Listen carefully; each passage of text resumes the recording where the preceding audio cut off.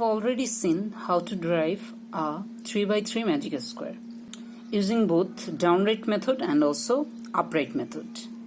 We can use any of the method mentioned earlier.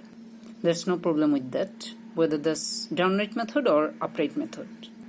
And in that manner, we can deduce any magic square of odd orders. I mean 3 by 3 magic square or 5 by 5 magic squares or 7 by 7. Any odd ones. So let's see how can we deduce a 5 by 5 magic square.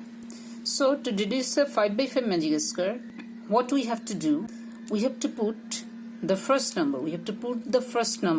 Let's say we are using the upright method. If we use the upright method, then we have to put our first digit here. Always remember, when we are using the upright method, then we have to put the first number in the middle cell of the first row, in the middle cell of the upper row. And if we use downright method,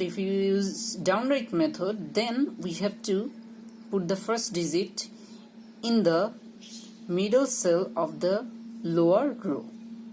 But let's say we are using upright method, so we have to put the first digit here in the middle cell of the upper row.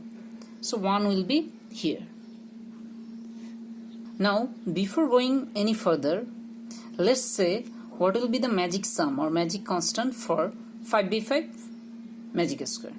And also remember that the process we are seeing here, we can also apply this for 7th order magic squares or 9th order magic squares. Because in case of any odd square, we have to put the first digit in the, if you use upright method, then in the middle cell, because there will be a middle cell in case of 5 by 5 magic square or 7th order magic square, 7 by 7 magic square, 9 by 9 magic square. So there will be always a middle cell in the upper row, and there we have to put the first digit of our magic square. Now before completing this, let's say what will be the magic sum or magic constant in case of a 5 by 5 magic square. So after we do this, you will be do any magic square of any type of odd squares by yourself. So let's see what will be the magic constant in this case. Here in this cell there will be 1 to 25, because there is total 25 cells in case of a 5 by 5 magic square. So here in these smaller cells we have to put number 1 to 25 in a way, because this is a magic square, in a way that they sum up to a particular constant number by adding row wise, column wise or diagonally. You have already got that kind of idea in the earlier video. So now let's say what will be the magic constant in case of a 5 by 5 magic square. So always remember that in case of summing a natural number, the formula is, in case of summing number up to n, natural number up to n, the formula that we have to use is n into n plus 1 by 2. So for a 5 by 5 magic square, 1 plus 2 plus 3 plus ... it will be up to 25. So the sum will be 25 plus 1 by 2. I mean 25 into, this is 26 by 2, I mean 13. So 25 into 13, that is, we know 25 into 10, that is 250, and 25 into 3, that is 75. So 250 plus 75, that will be 325.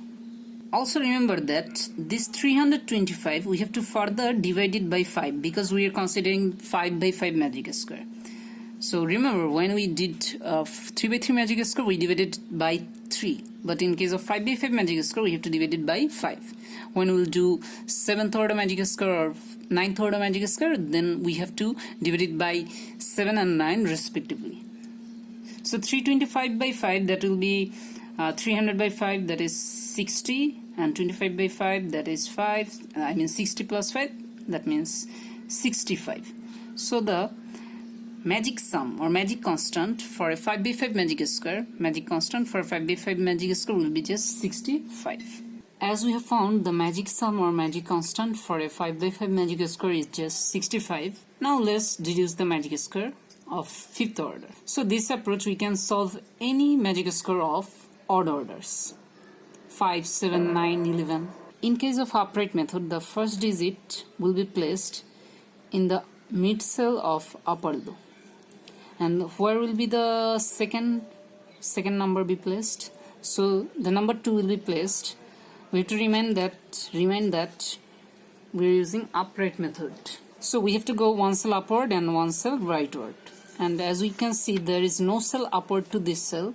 So we have to think this in a cylindrical manner. So the up cell of this will be this cell. And rightward, that means this cell. So 2 will be placed here. Up, right. 3 will be here. Up, right. That means this cell. Because we have to consider it again as a cylindrical manner. So upward cell will be this cell, and rightward to that will be just simply upright. So that will be the place for this cell. So 4 will be here. So whenever we don't have any place left, you can see upright. We have to go exact opposite side of the square. Exact opposite side. So 5 will be placed here. And as we can see, whenever we are going to place 6 upright, that place is already occupied by 1. So in this type of situation, we have to remind that in case of using upright method, whenever the next number, the place for the next number is already occupied by another number, that number will be placed downward to the previous number. So 6 will be placed downward to 5. That means here. Upright. 7 will be here. Upright. 8 will be here. Up, right. 9 will be here. Upright. 10 will be here. Upright. Already occupied. So 11 will be here. Upright. 12 will be here. Upright. Upright. Upright. And for 16, up, that means this cell. Right, that means this cell already occupied. So 16 will be downward to 15. So 16 will be here. Upright. 17 will be here. Up, right. 18 will be here. 19, 20. Whenever this type of structure comes, we can easily place those numbers without any delay. And for 21, upright, that is already occupied. So 21 will be here. Upright. 22, 23, upright here. Upright. 24 will be here. Up, that means this cell. Right, that means this cell. So 25 will be here. So notice one thing. In case of a 5 by 5 magic square, we started with 1, and that was in the mid cell of the upper row, and it ended with 25, the last number of a 5 by 5 magic square, and that is placed in the lower row, in the mid cell of lower. So that's an interesting thing.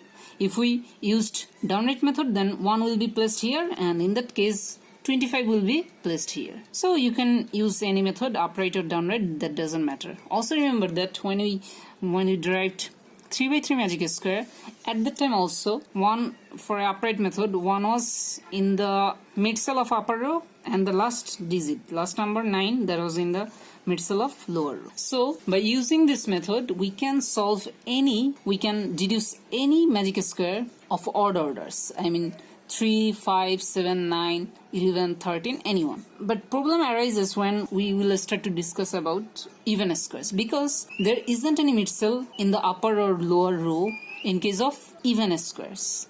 So in that case, we have to use some different algorithm to deduce the magic square. For fourth order magic square, 4 by 4, 6 by 6, 8 by 8. So that we'll learn in a different video. And also the reason behind this algorithm, the reason behind this upright or downright algorithm, and how many possible ways this could be generated. So we'll discuss that also, about the algorithm also in a separate video too.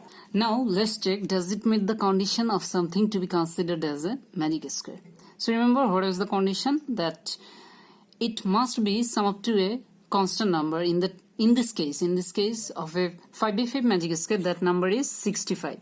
So it should be sum up to 65, row wise, column wise, or diagonally. So we can see row wise the sum is 17 plus 24 plus 1. 24 plus 1, that is 25. 25 plus 15, that is 40. plus 8, 48, 48 plus 17, that is 58, 8, 7, 65. So we can see row-wise the sum is 65. And now let's say what the sum is column-wise. 11 plus 10, that is 21, plus 4, 25 again.